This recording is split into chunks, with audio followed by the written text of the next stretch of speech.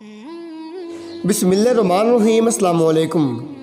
चाचा कमाल हाथ में चाय का कप पकड़े हुए समीर के ऑफिस में दाखिल हुए। साहब जी आपकी चाय। समीर ने चाचा की तरफ देखा। चाचा बैठ जाएं। चाचा समीर की तरफ देखते हुए कुर्सी पे बैठ गए। चाचा जी आप तो जानती हैं 1 साल से कोरोना की वबा फैली हुई है। मेरा बिजनेस ना होने के बराबर है। मैं अब ज़्यादा लोगों को तनख्वाह नहीं दे सकता। बस चंद ज़रूरत के लोगों को रखूँगा, बाकी सबको फारिग कर दूँगा। आप भी कल मैनेजर से मिलना, अपना हिसाब क्लियर कर लेना। अब मुझे आपकी कोई ज़रूरत नहीं है। चाचा हसरत भरी निगाहों से समीर की तरफ देखने लगा। चाचा के चेहरे पे परेशानी आया थी। वो ना जाने किस सोच में डूब गए थे। समीर ने चाचा को आवाज़ दी, लेकिन चाचा जैसे सुन ही नहीं रहे थे। समीर ने ज़ोर से आवाज़ दी। चाचा किसी दर्द भरे ख्वाब से जैसे बेदार हुए थे। सफ़ेद दाढ़ी, बुढ़ापा, कमज़ोर कांपती हाथ, चाय का कप उठाया, कांपती आवाज़ में बोले, अच्छा साहब जी, अल्लाह आपकी मुश्किलात तो एहसान फरमाए। हमारा अल्लाह मालिक है। समीर के ऑफिस में चाचा कमाल सफाई वगैरह किया करता था। चाय वगैरह बना दी, लेकिन अब नौकरी से निकाल दिया था। समीर खुद बहुत परेशान था। कोरोना की वजह से कारोबार बिल्कुल ख़त्म सा हो चुका था। अपनी जगह वो भी सच्चा था, लेकिन क्या कर सकता था। पहले कॉन्ट्रैक्टर भी पैसे नहीं दे रहे थे। समीर घर आया, बहुत परेशान था। बीवी को आवाज़ दी, हजाब मेरे लिए एक कप काफ़ी बना दो। हजाब पास आई, आप परेशान से लग रहे हैं। समीर ने लंबी सांस ली। क्या बताऊं, बैंक से लोन लेकर कुछ कॉन्ट्रैक्ट साइन किया था। अब बैंक की 2 साथ पेंडिंग है। कल वो भी आ जाएंगे पैसे लेने। कोई भी कॉन्ट्रैक्टर पैसे नहीं दे रहा, नया कोई कॉन्ट्रैक्ट भी नहीं मिल रहा। हजाब ने कंधे पे हाथ रखा। आप परेशान ना हूँ, सब कुछ ठीक हो जाएगा। मैं आपके लिए काफ़ी बना कर लाती हूँ। चाचा कमाल घर आए। आगे किराया वाला खड़ा था। चाचा को देखकर बोला, ओ बाबा जी, पिछले 4 माह का किराया बाकी है, वो देना है या घर से निकाल दूँ। चाचा कमाल हल्का सा मुस्कुराए। आप बशीर साहब चाय पी लो, आ जाओ घर के अंदर। बशीर सख्त लहजे में बोला, आप चाय रहने दें, मुझे मेरा किराया दें। चाचा कमाल आहिस्ता से बोला, कल दे दूंगा, कल शाम को आकर ले जाना। घर गए। बूढ़ी बीवी खांस रही थी। चाचा कमाल के 3 बच्चे थे। सबसे बड़ी एक बेटी जो 20 साल की थी, छोटा बेटा 17 साल का जो भी स्कूल पढ़ रहा था, और सबसे छोटी बेटी 12 साल की थी। बेटी को आवाज़ दी, आरजू बेटिया, पानी का एक गिलास दो मुझे। आरजू पानी लेकर आई। पानी का घूंट भरा, किसी सोच में गुम हो गए। बेटा पास आया, अब्बा परसों पहला रोज़ा है, रमज़ान का सामान लाने कब जाना है। और हाँ, आपने कहा था इस रमज़ान अपनी फ्रिज ले लेंगे, वो कब लानी है। अब्बा मुस्कुराए, ले आएंगे पुत्र, ले आएंगे, अल्लाह देगा।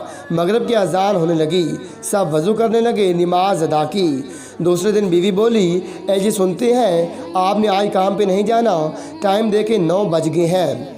चाचा कमाल बीवी की बूढ़ी आंखों में देखकर बोले, अभी हमारे इम्तिहान बाकी हैं, अभी शायद हमारा सफ़र आजमाइश बाकी है। साहब ने मुझे नौकरी से निकाल दिया, कहती हैं अब ज़रूरत नहीं है। बूढ़ी बीवी का सर ही चकरा गया।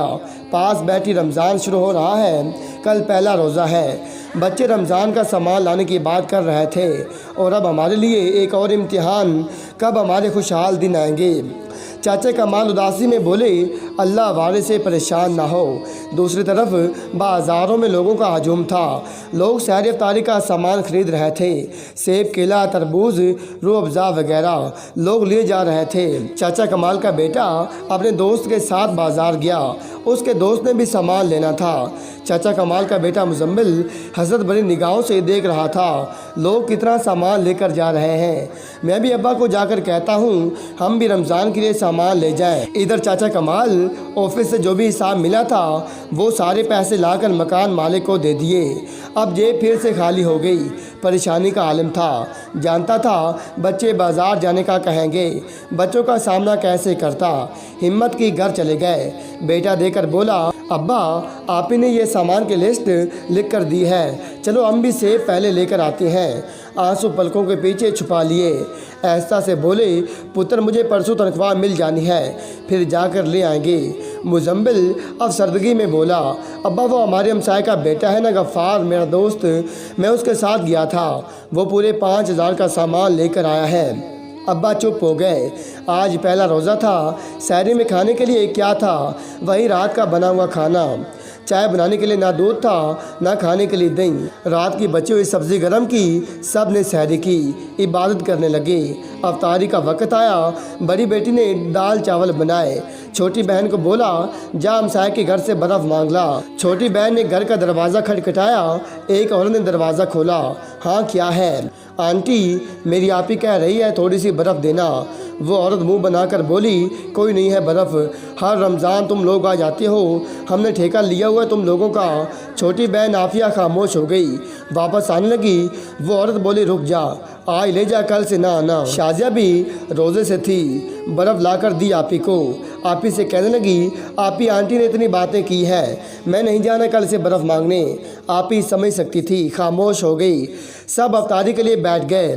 सादा पानी, चंद खजूरें दस्तरख्वां पे थी। आज़ान हुई, अफ्तारी करने लगे। छोटी बेटी बोली, अब्बा जिनके घर में बर्फ़ लेने गई थी ना, वो सेब वाला जूस बना रहे थे। उन्होंने इतना ज़्यादा फ्रूट काटा हुआ था। वो ना लाल वाला मीठा पानी होता है ना, वो भी बना रहे थे। अब्बा हमको भी ला कर दो ना। चाचा कमाल ने सर पे हाथ फेरा। मेरी बच्ची, अल्लाह देगा हमको। बेटा कहने लगा, अब्बा मैं कल से मस्जिद में अफ्तारी किया करूँगा, वहाँ लोग बहुत सारा सामान देते हैं। माँ ऐसा से बोली, कोई ज़रूरत नहीं, घर ही रहो।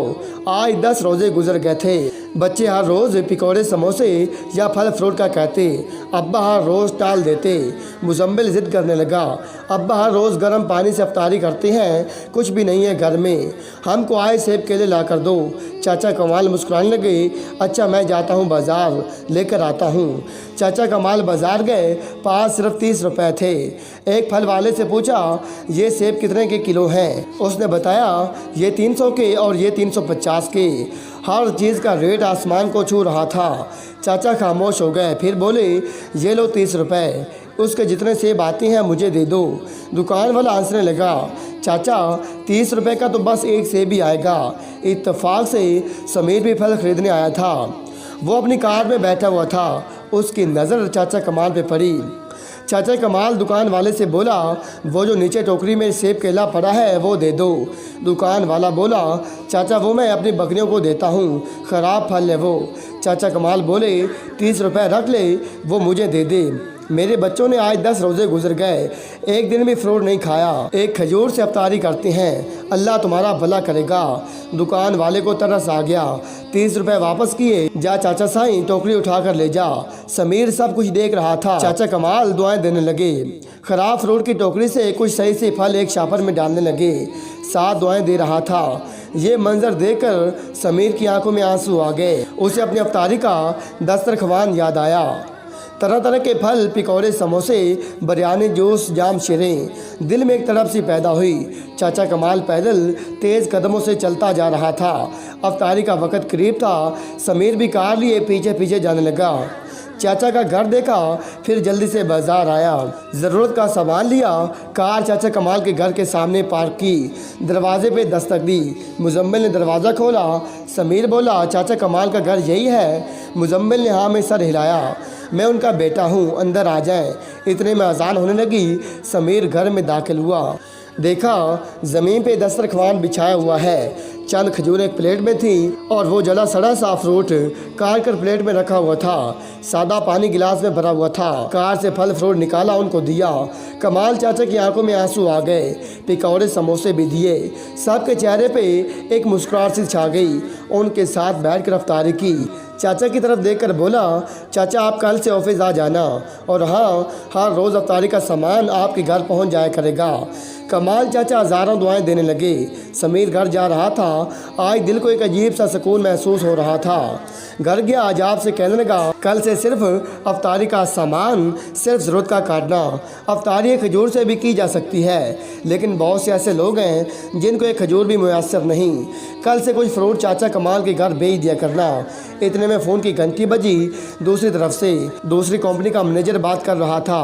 सर आपके अकाउंट में 20 लाख रुपए ट्रांसफ़र कर दिए गए हैं। मज़ीद बाकी के पैसे आपको ईद तक मिल जाएंगे। समीर आसमान की तरफ देखने लगा। एक सुकून उसके चेहरे पे झलक रहा था। कहने लगा, हजाब को पास बिठाकर बोला, अब्दुल्ला बिन उमर रज़ियल्लाहु ताला अन्हु से रिवायत है कि नबी अकरम सल्लल्लाहु अलैहि वसल्लम ने फरमाया, रहम करने वालों पर रहमान रहम फरमाता है, तुम ज़मीन वालों पर रहम करो तो आसमान वाला तुम पर रहम करेगा। आज बहुत खुश था, छोटी सी नेकी ने कितना कुछ बदल दिया।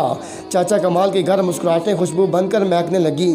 समीर की कंपनी को पैसे मिल गए। बेशक नेकी का बदला नेकी के सिवा कुछ नहीं। अल्लाह ताला हम सब को अमल करने की तौफीक अता फरमाए। आमीन।